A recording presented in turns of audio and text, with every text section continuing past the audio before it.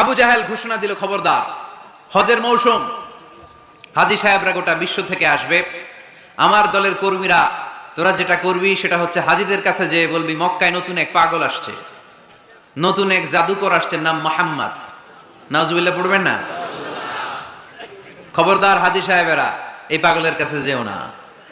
সব হাজিরা গোটা বিশ্ব থেকে এসে মক্কার মিনা প্রান্তরে তাঁবুর ভিতরে ঢুকেছে, আর আবু জাহেলের টিম মেম্বাররা সব তাঁবুর ভিতরে উকি মাইরা কয়, খবরদার, নতুন পাগল আইছে। সবাই কয়, নাম কি? কয়, মুহাম্মদ। নতুন পাগল এসেছে, নাম মুহাম্মদ। নতুন জাদুকর এসেছে, তার নাম মুহাম্মদ।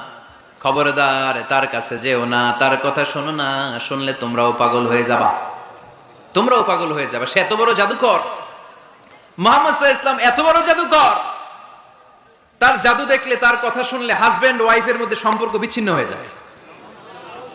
সে এত বড় জাদুকর, তার কথা শুনলে বাবা আর ছেলের সম্পর্ক ছিন্ন হয়ে যায়।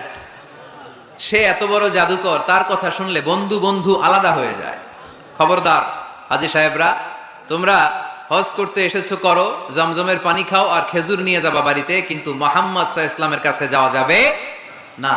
আচ্ছা, আপনারা বুঝে শুনে উত্তর দেন। এই যে লক্ষ লক্ষ হাজী মিনার তাঁবুতে বসা, আর আবু জাহেলের লোকটা যে বলল নতুন জাদুকরের নাম মুহাম্মদ, তার কাছে যেও না, এই লক্ষ লক্ষ হাজীরা এর আগে জীবনেও মুহাম্মদ সাল্লাল্লাহু আলাইহি ওয়াসাল্লামের নাম শুনছে? তার মানে মুহাম্মদ সাল্লাল্লাহু আলাইহি ওয়াসাল্লামের নাম তাদের কানে পৌঁছে দেওয়ার দায়িত্ব আবু জাহেল নিজেই নিয়ে নিয়েছে। চিল্লায় এখন ঠিক কিনা? অপপ্রচার প্রচার হয়ে গিয়েছে। আর সবাই মনে মনে ভাবে, কয় কি, এত বড় জাদুকর, হজ করি আর না করি, আরে না দেখে যাওয়া যাবে না। হজ তাড়াতাড়ি কোন রকম সাইরা এই জাদুকরের কাছে আগে যাব, দেখি কেমন জাদু দেখায়, দেখি কত বড় ম্যাজিশিয়ান, দেখি তো কত বড় পাগলের। কারণ আল ইনসানু হারিসুন আলা মা মুনিআ, মানুষকে যেটা নিষেধ করা হয় বেশি, মানুষ এটা করতে চায়।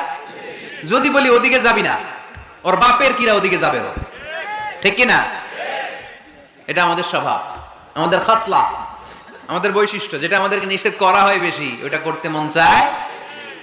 সব হাজিরা মনে মনে ভাবলো, আমরা যাব যাব, তোরা যতই বলিস না কেন, যাব যাব, হজের পরে অবশ্যই যাব। দেখা গেল হজের পরে বিশ্বনবী মুহাম্মদুর রাসূলুল্লাহ সাল্লাল্লাহু আলাইহি ওয়াসাল্লামের বাড়ির সামনে বিশাল বড় গ্যাদারিং শুরু হয়েছে। সবাই লাইন ধরে দেখা করতে গেছে। দেখা করতে যে বিশ্বনবীর চেহারা দেখে প্রথম নজরেই সব পাগল। চাঁদের চেয়ে সুন্দর তুমি নবী আমার কামলিওয়ালা, চাঁদের চেয়ে সুন্দর তুমি নবী আমার কামলিওয়ালা, তুমি প্যারা নবী সাল্লে আলা, দু জাহানের বাদশাহ তুমি প্যারা নবী সাল্লে আলা, চাঁদের চেয়ে সুন্দর তুমি নবী আমার কামলিওয়ালা। সুবহানাল্লাহ পড়েন।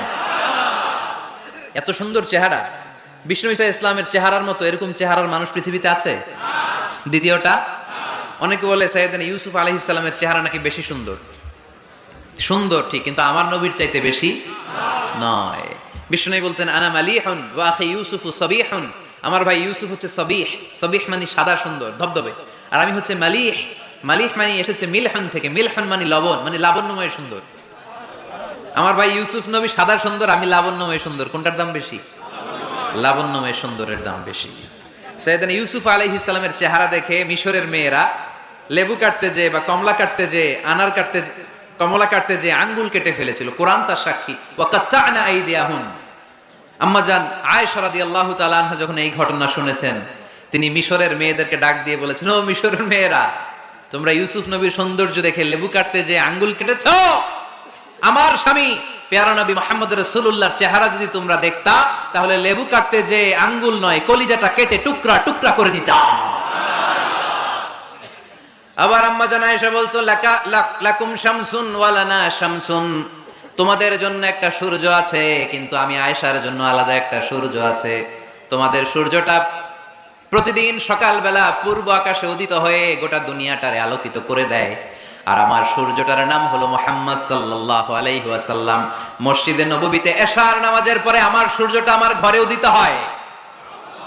তোমাদের সূর্য সকালবেলা পূর্ব আকাশে উঠে গোটা দুনিয়াটারে আলোকিত করে, আমার সূর্য মুহাম্মদ এশার নামাজের পরে আমার ঘরের ভেতরে যখন উকি দেয়, আমার পুরো ঘরটারে আলোকিত করে দেয় কে? এত সুন্দর চেহারা ছিল, ওনার চেহারার নূর দিয়ে হারানো সুই খুঁজে পেয়েছে বিশ্বনবীর স্ত্রীরা। চিল্লায় কোন আল্লাহু আকবার।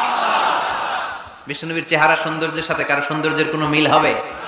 No comparison with our beloved prophet Muhammad সাল্লাল্লাহু আলাইহি ওয়াসাল্লাম।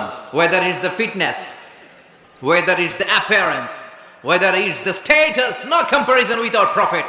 এটা ফিটনেসের দিক থেকে হোক, এটা চেহারার সৌন্দর্যের দিক থেকে হোক, এটা কণ্ঠস্বরের ঝংকারের দিক থেকে হোক, সম্মান আর মর্যাদার দিক থেকে হোক, আমার নবীর সম্মানের ধারে কাছেও সম্মান পৃথিবীর কারো হতে পারে না। চিল্লায় বলেন ঠিক কি না?